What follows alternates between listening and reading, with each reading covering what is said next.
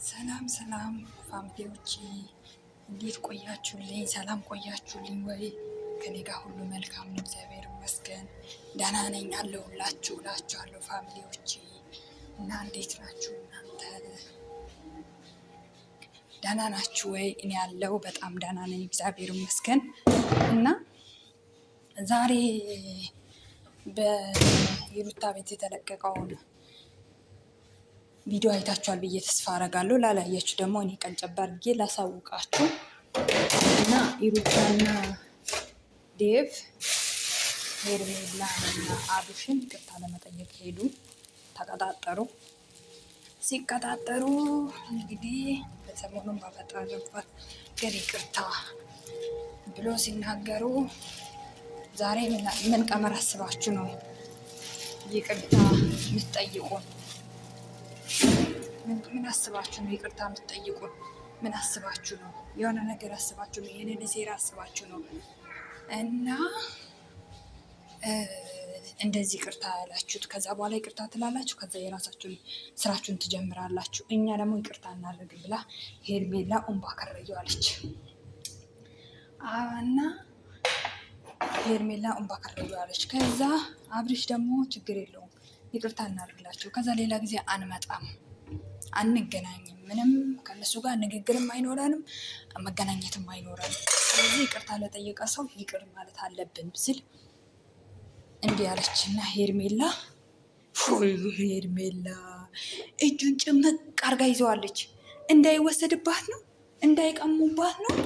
እኔ አንተን ማጣት አልፈልግም አለች። ፈራች፣ ተንቀጠቀጠች። ፈጣሪ አድነኝ። ተንቀጠቀጠች በጣም በቃ ራሷን እንዴት ነው የምታደርገው? በቃ ልጁ ሳበችው። እንዴት ይቅርታ ታደርግላችኋለህ? እንዴት ይቅርታ ታደርግላችኋለህ? ነገ እኮ የሆነ ነገር ያስባሉ፣ ልብህን ስለሚያውቁ ነው ብላ በቃ ወዲያውኑ ነው የተለወጠችው። ተለወጠች። ይቅርታ መጠየቅ አለባቸው ከሆነ ሽማግሌ ተሰብስበው የእስከዛሬውም ይቅርታ መባል አለበት ብቻ ሳይሆን የእስከዛሬውም ይቅርታ መባል እንዴ ስሚኝ ሄርሜላ ማለት ነው። ይቅርታ ማለት ያለብሽ እኮ አንቺ ነሽ። የሰውን ባል እኮ ነው የቀመሽው አንቺ። ሴት አሰደበች፣ ሴት አሰደብ እንዴ! ራስሽን እንደምንድን ነው የምታይ? ራስሽን እንደ ንጹህ አትይ። ራስሽን እንደ ንጹህ እያረግሽ እያይሽ አክት አታርጊ። በእናትሽ የሰው ባል እኮ ነው የቀመሻት። ባሏን እኮ ነው ያሳጠሻት። የልጇን እናት እኮ ነው፣ የልጁን አባት እኮ ነው የለየሻት። እንዴ አንቺ እስከዛሬው ቢወራ እኮ የአንቺ ጉድ እኮ አያልቅም። ምን አደረገች እንዴ? የእስከዛሬ ቢወራ እኮ ምንም ያደረገችው ነገር የለም። ይሩታ ማለት ነው። ልንገርሽ አንቺ ወራዳ የሆንሽ ሴት ደግሞ እስከይሽ ይህን ያህል ነው በራስሽ እምነት ከይሩታ ጋር ሲገናኝ እኔን ይተወኛል፣ እኔን ይጠላኛል ብለሽ ስለምታስቢ ብቻ እንዳይታረቁ እርቅ እንዳይወርድ አደረግሽ በመሀል ላይ ማለት ነው። ገባሽ አይደለ? እንደዚህ ደግሞ አስረሽ አትችውም። አየሽ ልብሽ ላይ ስጋት ምን ያህል ስጋት እንዳለው እንዴት እንደምትሰጊ አየሽ አይደለ? ትሰቀቂያለሽ። ዴቭ ምንድን ያለው? አንተም ይሩታንም ይቅርታ አድርግላት። ምክንያቱም ይቅር ካላላችሁ አንተም ልጅን ማየት አትችልም። ይሩታ ጋር ተዘጋግተክ ልጅን ማየት ደስም ስለማይል ከይሩታ ጋር ሰላም ፍጠሩ። ከዛ በኋላ ልጅን በማየት ባለበት ሰዓት መጥተህ ማየት ትችላለህ ብሎ ወንድሙ ተናገረ። እንዴት ነው የሚያረጋት? በዛ ልጁ ሲያወራ እንዴት ነው የሚያረጋት? እንዴ ጭራሽ ስለ ልጁ እንዲወራባት አትፈልግም ሄርሜላ ማለት ነው። እሷን እያሻት እንዲውል ብቻ ነው የምትፈልገው። እቺ ወራዳ ወልደሽ ማለት እርግማን ነው። ወልደሽ አንቺ ነገ የይሩታ እጣ ፋንታ አንቺ ላይ እንደሚደርስብሽ ነው የምነግርሽ። ምክንያቱም ማለት ነው የልጁን አባት ልጁን ዳና እንዳያሳድግ የልጁን አባት ስለነጠልሽው ማለት ነው። አብርሃምን ልብ ብላችሁ ካያችሁት አብርሃም ለመቆየት ፈልጓል፣ ከይሩታ ጋር ለመቆየት ፈልጓል፣ ለመሰናበት ፈልጓል። ግን ስባው እንትናለች። እኔ ከአንተ ጋር መለየት አልፈልግም፣ እኔ እንደዚህ መሆን አልፈልግም ብላ አያችሁ ስጋቷን። ገና ለገና አሁን ማን ስለመለየት አወራ? አሁን ማን ስለመሄድ አወራ? ግን ውስጧ ላይ ክፋት ተንኮል ስላላት በስጋት ነው የምትኖረው እቺ ሴትዮ ማለት ነው። አሁንም በስጋት ነው የምትኖሪ፣ ለዘላለም በስጋት ነው የምትኖሪ። አሁንም ደስተኛ ሆነሽ አትኖሪ። እንደዚህ እየተቃጠልሽ ነው የሚኖሩ። የሩታ እንዳል የተዋለደ ሰው ቢቆራረጥ ተቆራርጦ አይጣልም። ምክንያቱም ያገናኛቸዋል አለች። እቅጩን እኮ ነገረች። እንገናኛለን። ስለዚህ እየመረረሽም ቢሆን ዋጩ ነው ያለች። ትክክል ናት።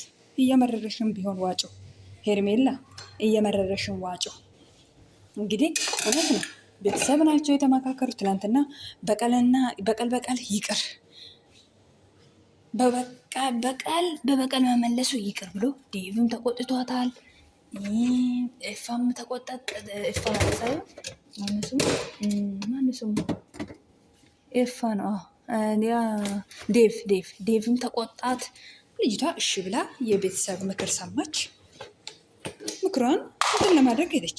ይህቺ ደግሞ ገና ለገና አብርሃም ወደ ሩታ ይሄዳል ብላ እንዴት እንደምትሆን ብቻ ይውልኝ ወገን፣ እንዴት እንደምትሆን ብቻ ይውልኝ።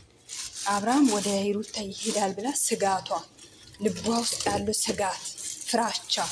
ምክንያቱም ማለት ለምንድን ነው ይሄን ያህል በሱ ኮንፊደንስ እሷ በሱ እምነት ቢኖራት እንደዚህ አትሆንም። ክፋት ሰርታ ስላመጣች ያመጣችበትን ቦታ ስለምታውቀው ገና ለገና ይሄድብኛል፣ ገና ለገና እኔን ይጠላኛል፣ ገና ለገና ከኔ ይሸሻል ብላ ትሰጋለች። ሄርሜላ ማለት ነው። ገባችሁ አይደለ? ሄርሜላ ማለት ነው ትዘጋለች። ምክንያቱም የሰውን እቃ ነው የሰውን ሀቅ ነው የቀማሹ። ገባሽ አይደለ? ትሰጊያለሽ። ገና ለገና ይሄዳል ወደ እሷ። ሩታን ሲያያት ራሱ እንዴት እንደሆነ እያየችው። ሩታን እያያት ነበር አብረሽ፣ በደንብ ነው እያያት የነበረው። እንደው ሼም እያያዘ ነው እንጂ በደንብ ነው በምንጽሩ አድርጎ በደንብ ነው እያያት የነበረው። ገባሽ አይደለ? እየመረረሽም ቢሆን ዋጮ። ሩታና አብረሽ መቼም አይለያዩ። ዞሮ እንደ ቃቃ ነው ጢባ ጢቤ እየተጫወተብሽ ያለሽ። ይህንን ግን መንቃት አልቻልሽም። ሰው ቢነግርሽም አልገባ ብሎሻል። ምክንያቱም አንቺ ስለማይገባሽ ማለት ነው።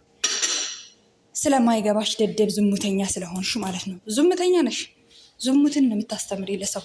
ምን ጽድቅ እያስተማርሽ መስሎሽ ነው? ዝሙትን እኮ ነው የምታስተምሪ።